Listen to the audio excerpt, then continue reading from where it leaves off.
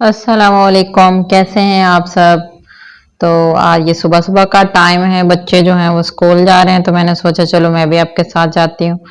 तो यहाँ पर मेरी बेटी मुझे कह रही थी कि मम्मा मुझसे बैग नहीं उठाया जा रहा।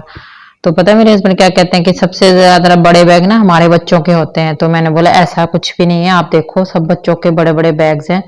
तो इसी वजह से ना हम लोगों ने पिक एंड ड्रॉप नहीं लगवाया हुआ, हम खुद ही छोड़ के आते हैं, और ना स्कूल वैन नहीं लगवाई हुई। तो हमें खुद छोड़ना होता है, खुद ही लेके आना होता है। इससे ये होता है कि चलो बच्चों के बैग्स वगैरह जो है ना इनके फादर उठा लेते हैं, या फिर अगर मैं साथ जाऊं तो मैं इनको हेल्प कर देती हूँ। तो पता नहीं क्यों बच्चों के इतने इतने बड़े बैग हैं, मतलब कि हमें ऐसा लगता है कि हमारे बच्चों के बैग हैं। फिर हम वापसी आ गए, और फिर आज मैं आपको अपन करेले की बेल दिखाती हूँ, जो बहुत ही अच्छे अच्छे फूल लगे हैं करेले की बेल पे, और ना करेले भी हो रहे हैं।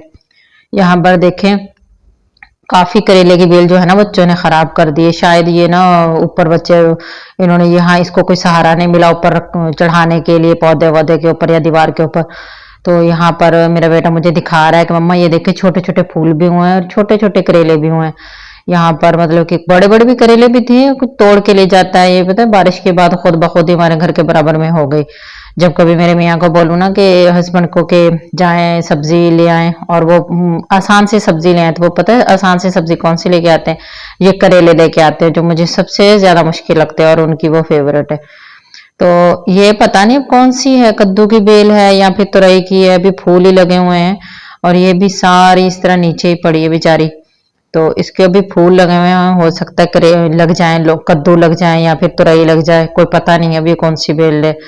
क्या आपको पता है ये कौन सी बेल है? हमें तो पता नहीं है ये कौन सी बेल है।